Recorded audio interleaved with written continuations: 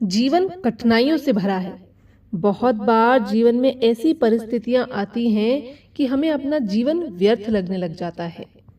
कभी कभी जीवन में कुछ ऐसी घटनाएं भी घट जाती हैं जिसके बाद हमें जीवन से मोह नहीं रहता। हमारा कोई अपना चला जाए, जीवन में कुछ बड़ी हानि हो जाए, लोग हमारा त्याग कर दें, ऐसी बहुत सी घटनाओं के बाद जीवन प्रिय नहीं रह जाता और बहुत सारे लोग तो इसका अंत भी कर लेते हैं। तो क्या वाकई किसी के ना होने से आपका जीवन व्यर्थ हो जाता है? आपके जीवन का कोई मूल्य नहीं रह जाता? आइए एक छोटी सी कहानी के माध्यम से हम इसे समझते हैं। एक बार एक गांव में एक धनवान व्यक्ति रहता था।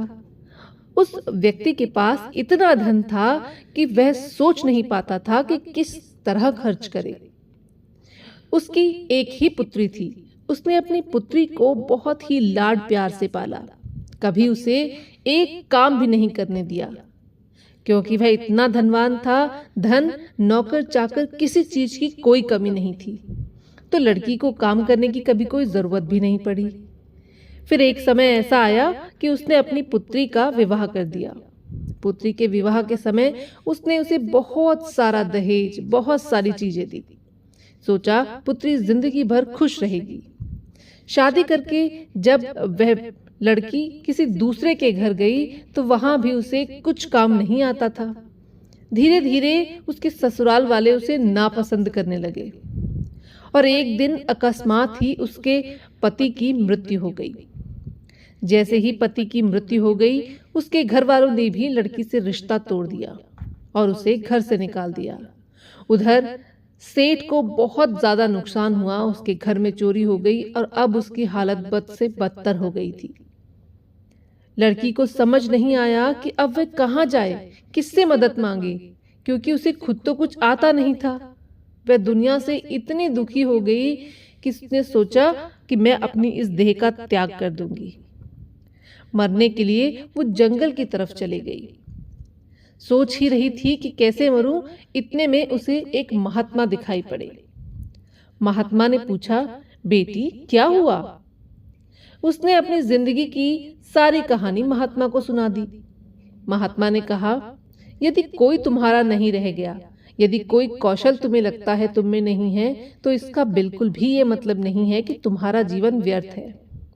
उसने कहा, महात्मा, न तो मुझ में कोई गुण है, न तो कोई मेरा अपना बचा है, तो इस जीवन का कोई उद्देश्य ही नहीं रह गया, तो मैं किसके लिए जीऊं? महात्मा ने कहा, ठीक है, 7 दिनों के लिए मेरे साथ चलो। यदि 8वें दिन भी तुम्हें ऐसा ही लगेगा तो फिर तुम चाहो तो अपनी देह त्याग कर सकती हो। लड़की के पास वैसे भी कोई और उपाय नहीं था, तो उसने सोचा कि क्यों ना मैं महात्मा के साथ ही चले जाऊं। अब वह महात्मा के साथ उनके आश्रम में चले गई। जब वहां उसने जाकर देखा तो बहुत सारे छोटे छोटे बच्चे, बहुत सारे लोग अपने अपने कार्यों में व्यस्त थे। उसने महात्मा से पूछा कि कौन लोग हैं ये? महात्मा ने बताया कि ये सभी मेरे शिष्य हैं और ये बच्चे अनाथ हैं। इन्हें हम यूं ही कहीं कहीं से भी ले आए थे। जो कोई भी इन्हें छोड़ जाता, हम इन्हें रख लेते और प्यार से इनकी देखभाल करते हैं। अब तुम भी इन्हीं की तरह यहाँ रहो और अपने जीवन का उद्देश्य चुनो। 7 दिन के लिए तुम इन बच्चों से बात कर सकती हो, इनके साथ रह सकती हो। 8वें दिन भी यदि तुम्हें लगे कि तुम्हें जीवन में कुछ नहीं समझ आया, तो तुम जाकर जो तुम चाहो तुम वो कर सकती हो। लड़की ने भी महात्मा की बात मान ली। अब पहले दिन लड़की बहुत ही दुखी एक कोने में बैठी अपने जीवन के बारे में सोच रही थी। मैं यहाँ क्यों ही आ गई? ऐसा क्या हो जाएगा 7 दिनों में कि मैं अपना यह मन बदल दूंगी? वैसे भी मेरे जीवन में कोई अपना नहीं है, क्या ही करूंगी जीकर? ऐसे 1000 सवाल उसके मन में आते। अगले दिन सुबह उठी तो देखा छोटे छोटे बच्चे अपने सारे कार्य खुद कर रहे हैं। कोई बच्चा अपने कपड़े पहन रहा है, कोई अपने जूते पहन रहा है। उसने देखा कि बच्चों को ठीक तरह से ये सारे कार्य करने नहीं आ रहे हैं। एक छोटी सी बच्ची ने उसके पास आकर पूछा, क्या आप हमारी कुछ मदद कर सकती हैं? इस समय उसने आओ देखा ना ताओ और बच्चों की मदद में जुट गई। धीरे धीरे वे बच्चों से बात करने लगी। अभी तीसरा ही दिन हुआ था कि बच्चे उसे अपने से लगने लगे। वह बच्चों की मदद करती और दिन भर खुश रहने लगी। वह भूल गई थी कि उसके जीवन में कुछ अप्रिय घटना भी घटी थी। अब छठा दिन हो गया था। अब वह बहुत ही बदल चुकी थी। बच्चों के साथ पूरा दिन कब निकल जाता उसे पता ही न चलता। धीरे धीरे वह भी पूजा पाठ में अपना समय बिताने लगी। अब महात्मा ने छठे दिन उससे पूछा, पुत्री, अब तुम्हें कैसा लगता है? उसने कहा, इन बच्चों के साथ मेरा समय तो निकल जाता है, परंतु फिर भी अभी मुझे कुछ समझ नहीं आ रहा। महात्मा ने कहा, एक और दिन का समय है तुम्हारे पास इन सभी पर विचार करने के लिए।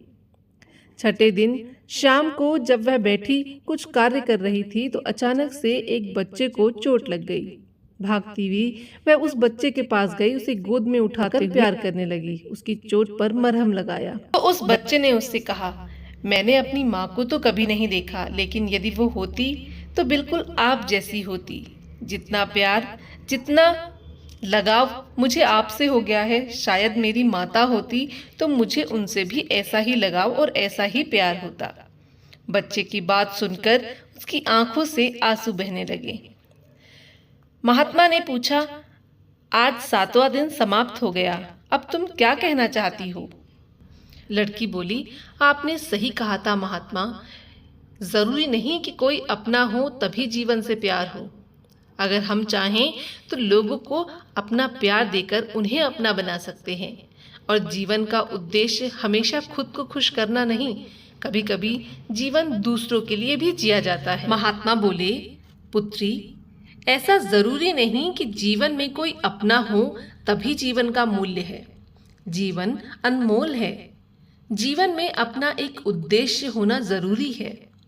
जीवन को यदि हम दूसरों की खुशी के लिए जीते हैं तो हम उसमें ज्यादा खुश हो जाते हैं। आशा करता हूँ कि तुम्हें अपने जीवन का उद्देश्य और तुम में क्या खूबियां हैं यह समझ आ गया होगा। यदि अभी भी तुम चाहो तो अपनी देह त्याग कर सकती हो। लड़की मुस्कुराई, नहीं महात्मा, अब कोई जरूरत नहीं अपने इस देह को त्यागने की। बहुत सारे बच्चे हैं इस दुनिया में जिन्हें मेरी ज़रूरत है और अब मैं उन्हीं के लिए जीऊँगी। तो दोस्तों, परेशानियाँ हर किसी के जीवन में होती हैं, पर इंसान को उनसे निकलना होता है। शायद हमारे सोचने का दायरा सीमित है, उसे बड़ा करना होता है।